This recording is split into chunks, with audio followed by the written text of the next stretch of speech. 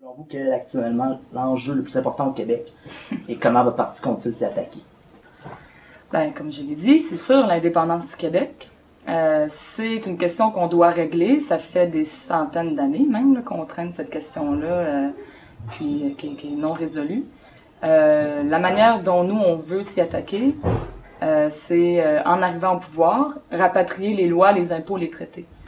Donc, aller au maximum de ce qu'on peut rapatrier en termes de lois afin que les lois soient votées au Québec par des Québécois, que les impôts soient payés au gouvernement du Québec et que tous les traités internationaux soient ratifiés par le gouvernement du Québec.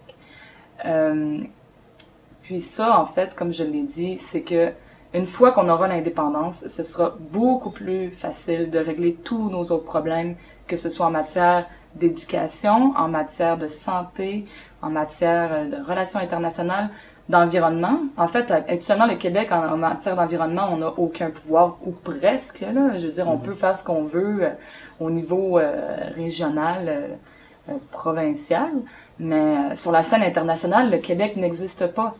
Tant qu'on n'est pas un pays, comme disait, j'ai entendu dernièrement, ça n'existe pas l'Organisation des sociétés distinctes, c'est l'Organisation des Nations Unies. Donc, si on veut être sur la table là où ça compte vraiment, ben il faut se donner un pays puis régler cette question-là le plus rapidement possible.